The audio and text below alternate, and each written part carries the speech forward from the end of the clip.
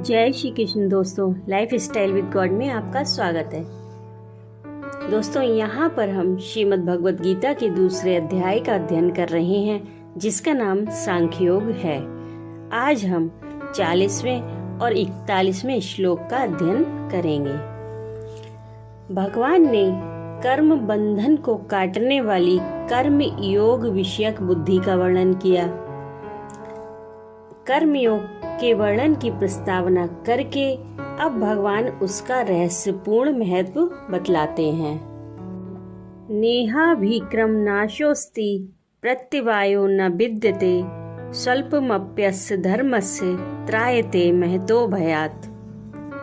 दूसरे अध्याय के 40वें श्लोक में भगवान श्री कृष्ण अर्जुन से कहते हैं कि इस कर्म योग में आरंभ का अर्थात बीज का नाश नहीं है और उल्टा फल रूप दोष भी नहीं है, बल्कि इस कर्म योग रूप धर्म का थोड़ा सा भी साधन जन्म मृत्यु रूप महान भय से रक्षा कर लेता है।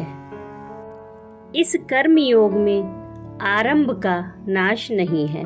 इस कथन से भगवान ने यह भाव दिखलाया है कि यदि मनुष्य इस कर्म योग के साधन का आरंभ करके उसके पूर्ण होने से पहले बीच में ही त्याग कर दे, तो जिस प्रकार किसी खेती करने वाले मनुष्य के खेत में बीज बोकर उसकी रक्षा न करने से या उसमें जल ना सींचने से वे बीज नष्ट हो जाते हैं, उस प्रकार इस कर्म योग के आरंभ का नाश नहीं होता।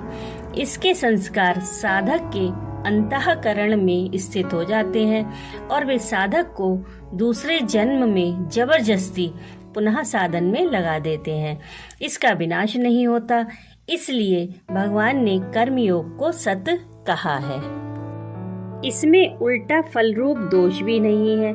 इस कथन से भगवान ने यह भाव दिखलाया है कि जहाँ कामना युक्त कर्म होता है, वहीं उसके अच्छे बुरे फल की संभावना होती है। इसमें कामना का सर्वथा अभाव है, इसलिए इसमें विपरीत फल भी नहीं होता।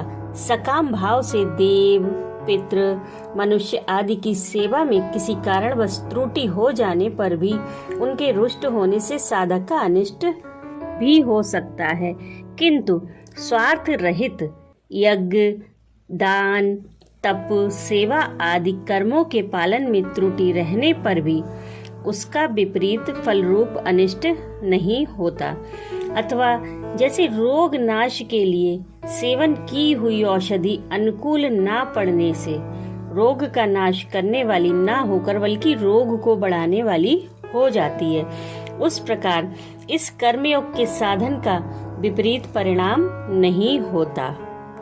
अर्थात यदि वह पूर्ण ना होने के कारण इस जन्म में साधक को परम पद की प्राप्ति ना भी करा सके, तो भी उसके पालन करने वाले मनुष्य को अपने पूर्वकृत पापों के फल स्वरूप किसी भी नरक का भोग नहीं करना पड़ता, ना ही अपने पूर्वकृत शुभ कर्मों के फल स्वरूप इस लोक या परलोक के सुख भोग से वंचित रहना पड़ता है। वह पुरुष पुण्यवानों के उत्तम लोकों को ही प्राप्त होता है और वहाँ बहुत काल तक निवास करके पुनः विशुद्ध श्रीमानों के घर में जन्म लेता है अथवा योगी कुल में जन्म लेता है और पहले के अभ्यास से पुनः उस साधन में प्रवृत्त हो जाता है। इस कर्म योग रूप धर्म का थोड़ा सा भी साधन महान भय से रक्षा कर लेता है। इस कथन से भगवान ने यह भाव दिखलाया है कि यह कर्म योग का साधन यदि अपनी पूर्ण सीमा तक पहुंच जाता है, तब तो वह मनुष्य को उसी क्षण परम ब्रह्म परमात्मा की प्राप्ति करा देता है। अतः इसके पूर्ण साधन के महत्व का तो कहना ही क्या है। पर यदि मनुष्य इसका कुछ आंशिक साधन भी कर लेता है, अर्थात समत्व की अटल स्थिति ना होकर यदि मनुष्य के थोड़े से भी कर्तव्य कर्म का आचरण समभाव से हो जाता है, तो वह थोड़ा सा भी समभाव यदि अंत काल में स्थिर हो जाता है, तो वह उसी समय मनुष्य को निर्वाण ब्रह्म की प्राप्ति करा देता है। और अगर ऐसा नहीं भी होता है, तो जन्मांतर में साधक को पुनः साधन में प्रवृत्त करके परम गति की प्राप्ति करा देता है।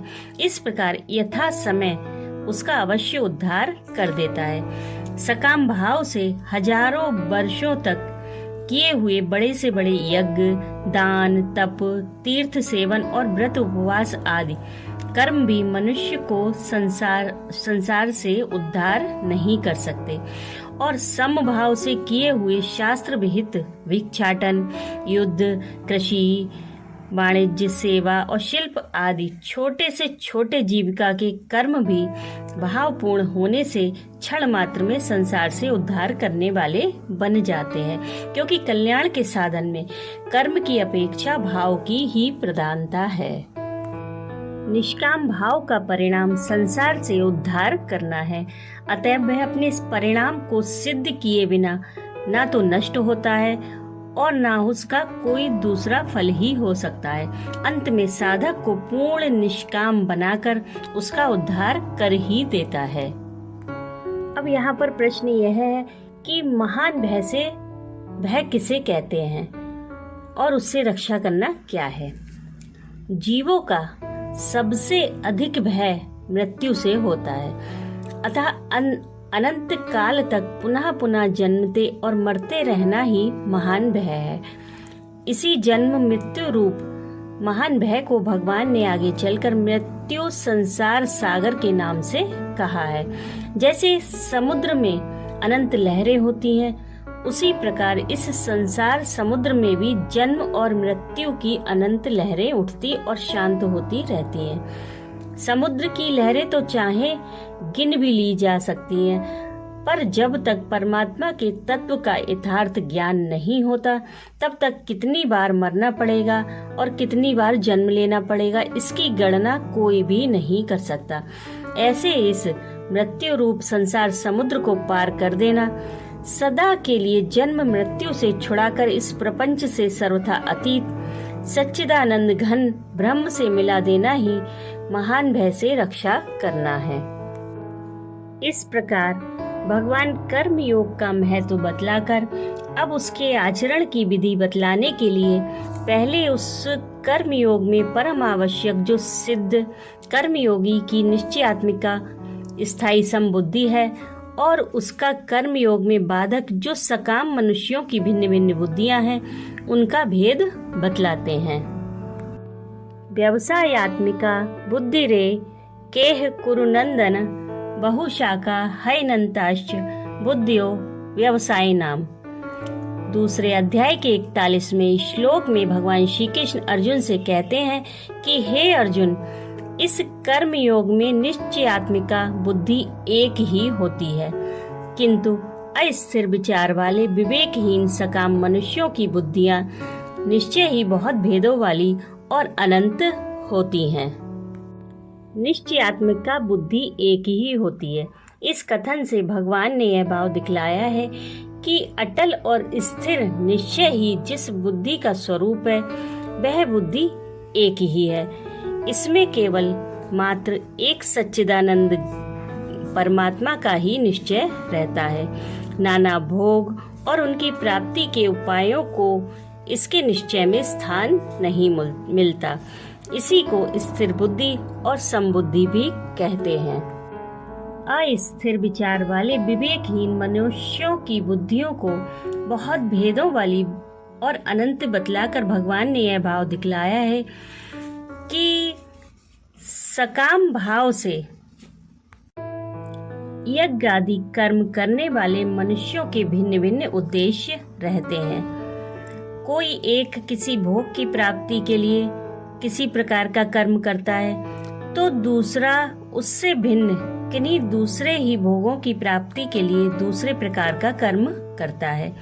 इसके सिवा वे किसी एक उद्देश्य से किए जाने वाले कर्म में भी अनेक प्रकार के भोगों की कामना किया करते हैं और संसार के समस्त पदार्थों में और घटनाओं में उनका विषम भाव रहता है। किसी को अप्रिय समझते हैं और किसी को अप्रिय समझते हैं। एक ही पदार्थ को किसी अंश में प्रिय समझते हैं और किसी अंश में अप्रिय समझते हैं। इस प्रकार संसार के समस्त पदार्थों में, व्यक्तियों में और घटनाओं में उनकी अनेक प्रकार से विषम बुद्धि रहती है और उसके अनंत भेद भी होते हैं। राधे राधे।